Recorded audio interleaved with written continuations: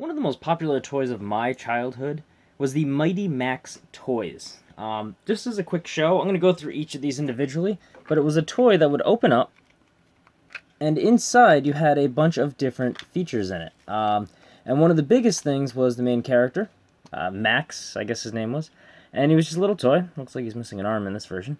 And he would have kind of like a play stage, I guess. It was a set of toys that you could set up that you could do a lot of cool stuff. And these were on par with like the idea of Legos in that they were tiny, they were creative, and it left a lot to the imagination. This is more of like a play set as opposed to you building it, but I would say in build quality and the creativity of using these small, tiny pieces to make an awesome environment, they were on par with the level of just awesomeness that Legos hit with. So what we're going to do is we'll go through every single one of these toys, we'll talk about it a little bit, and we'll see what each of them looks like as well. Alright, so the first one we have was kind of like a spider toy. So we'll open it up, see what's inside, see what kind of toys or items you get with it. So you got the spider that also, when you closed it, it made the legs on the other toy. And a lot of these had this habit of kind of peeking out and showing like a little bit of flavor of what was inside. Alright. We got the Mighty Max toy. We got this little like tiny spider guy, maybe a scientist mutated or something. I have no idea. It was really left up to your imagination. But, we can look inside of the map and the area. It was pretty cool. It had a web capture space, and it had a skeleton with some blood, which kind of graphic for the 90s as a kid's toy. Alright, we had some stairs going up either way, more splatters of blood. We had the upper level. It kind of looked like a mad scientist lab that's gone crazy. And on the other side, we also had this rotating, kind of like a platform, the trick door that they usually use in the movie cliches. And the idea of that was Max would stand here, and then the spider would be standing behind it. So it kind of gave the illusion of, oh, it's a spider, and then, oh, look, it turns, and Max is there. So it was cool. This is a nice little toy. It brings back a lot of memories for me. Some other things, they made the inside of the spider toy hollow, and then Max could also stand on top of it as well, as if he, I don't know, maybe overcame the spider or decided to ride atop of it. So that's the first one. We'll keep moving through this list. Alright, next one on our list is a giant scorpion. So let's pop this guy open and see what comes inside of here. Alright, and also, sometimes I don't have all of the items. I may have lost it. As a kid, I was decently responsible with these toys, but I was never perfectly responsible, so just putting that little disclaimer out there. But this thing, I think, was a second generation one, because this thing really opened up. Like, this is kind of like Transformers level stuff going on here. And, I mean, there was a lot of stuff that you could do to play around and use your imagination with it. And, yeah, we kind of have like this scorpion, but it's kind of like a ship or a robot system. Alright, we have the bad guy down here in the bottom. He was actually attached to the bottom of there. Alright. And this also formed as kind of like a laser station and something where you could mount the character to stand at as well. And something weird's going on with this guy. I don't know what it is, but it looks like he stepped in something metal, or he has a metal boot or something. I have no idea, but yep, that's the second one. Alright. Let's get the focus back. There we go. I'll leave this up so you can just take a look at it for a few seconds. Alright, this next one is actually one of my personal favorites. I always love the Egyptian kind of sand, desert kind of feel to it. For some reason, just in everything. And even in like the Sonic 3 games, they had an Egyptian pyramid level, and I absolutely loved it. So, opening this up, I'm going to take my time a little bit just to show you. So some of the flavoring that they talk about, there's the buried treasure, the excavation site, there's something popping out here, we don't know what that is. We can also see a little kind of like a figure or something hiding in there as well. The reason why this one blew my mind is just the level of quality that came with it. There was a chain here on the side that actually pops out, and it strings across to the snake's head, and you would link it together. So it would kind of give like this whole immersive world just a little bit more creativity with it. So, alright, on the bottom we have the scorpion, and it looks like he was attacking Max or something like that. Alright, and then also, that little white body that we were looking at before, it's actually hidden behind a, what's it called, the tomb of the mummy. I'm forgetting the word right now, forgive me for that. But you also had the mummy that was inside of this as well. And this thing just, I loved it. I loved all of the flavor of it. You know, there's snakes crawling across the bottom. There's skeletons down there. There's the hidden treasure. You know, over here on this side, there's so much detail and just so much careful, like, attention that was given to it. Then how the string goes across to the snake. And even on the snake's end, it has toys as well. Sorry, not toys, gold as well, with a snake guarding it. So this was just one of the really, really cool ones. It just brings back a lot of memories of me playing around with it as a kid. And, you know, once again, like, they didn't really give you a huge story, or it wasn't based off any episode. It was more just like, here's some toys, a cool environment. Use your imagination and figure it out, kid, and you'll have a good time. So I really did like this one a lot. Alright, I'm going to put this one together on camera as well. There I go, dropping everything. Let's get this off. Put this in. There we go. And we can put the scorpion on. This piece was always tricky as a kid. It's probably still tricky as an adult. Oh, not as bad, but no. Still a little stubborn. And then we can take the mummy and toss him into his tomb as well. Come on, get inside. There we go. And we can close it. And close it up. Alright, this next guy is kind of like a mutant, sci-fi, space age kind of thing. And you'll see why in a little bit. But the cool thing peeking out is actually this head can be moved a little bit. I mean, not much, but it's got a little bit of wiggle room in it, which I thought is pretty cool. So, popping it open. Alright, I know I'm missing one piece, so if, don't point that out in the video. I mean, you can if you want, but, you know, you're taking a look at this toy. Not all of my toys are perfect. We already saw a broken one, but this thing was pretty cool because it's kind of like it almost gives me like a Metroid feel.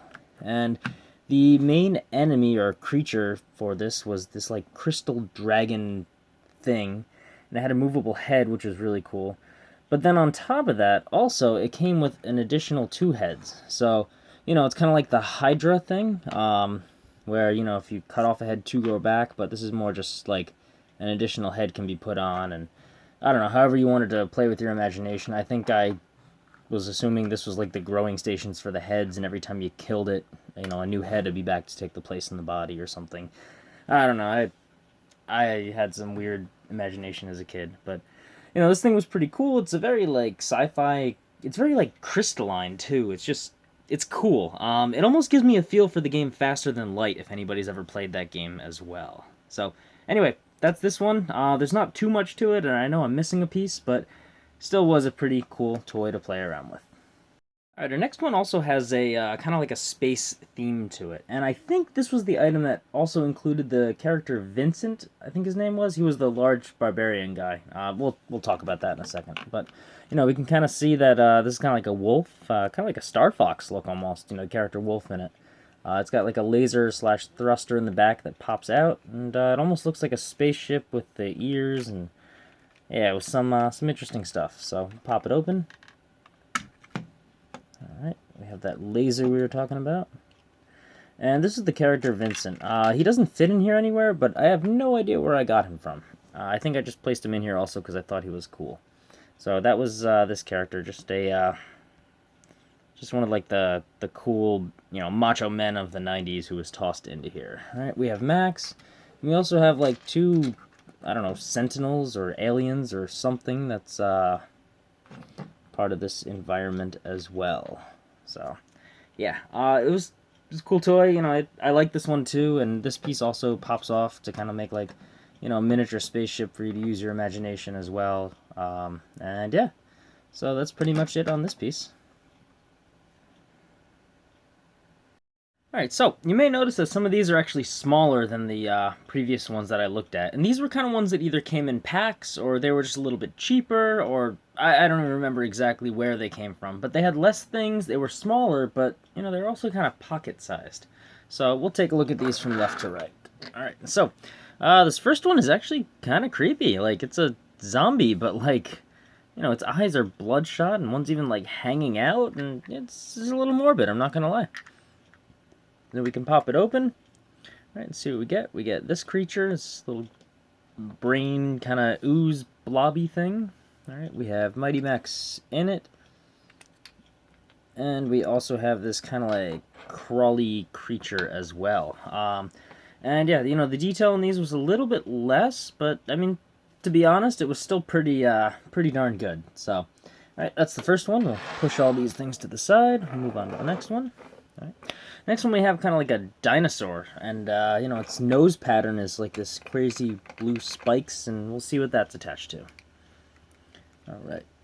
This one's a little tough. He's kind of got like an overbite that locks it in place. But, alright, what we have in here is a caveman. Looks like a stegosaurus. I may be wrong on the species of dinosaur. Right, he can't stand anymore. And we also have Max as well in this piece. So this is kind of like the jungle slash prehistoric times kind of build for the Mighty Max toys. Alright, those set aside as well. Next one we got is, I don't even know what this is, maybe a vampire with, like, plating on it? I don't know, almost like a steampunk look to it as well. And I don't know what this thing is, but it's sticking out from there. So let's open this up. Alright, so this piece, that little thing sticking out, actually comes out. And it looks like it can plug into something? I'm not sure what this would actually plug into, but yeah, it looks like this is a piece of it. So that's the actual, like, cybernetic eye, and then Mighty Max sits at the piece of it. I'm not sure where this plugs in, but I'll check it out after this video and see if I can add a correction piece. But it's not plugging into anything here.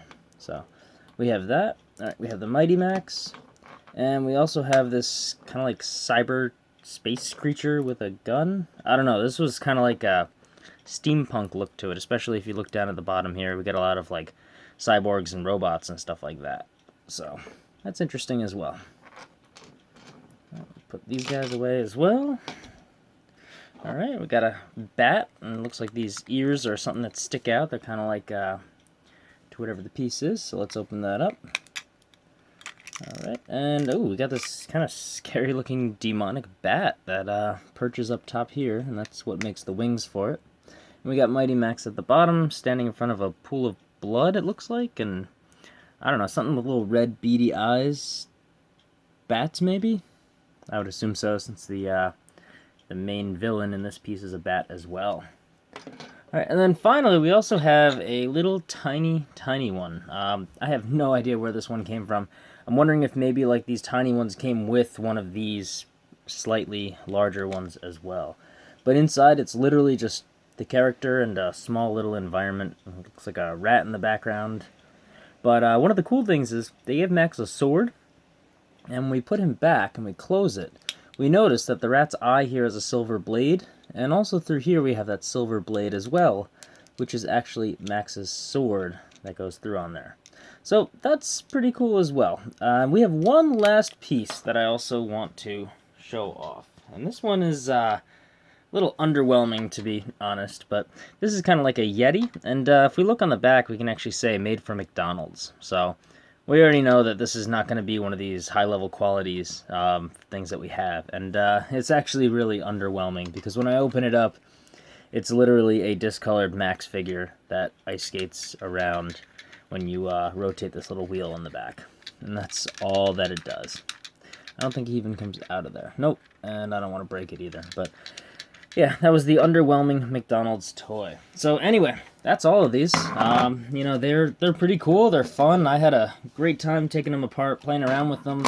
Definitely challenged your imagination. And yeah, so this is a lot of fun to make and go over. I hope if you experienced these as a childhood, you also enjoyed them as well. So this is Brian Faduc. Thanks for watching, and be sure to check out my channel for some other cool 90s nostalgia stuff on there.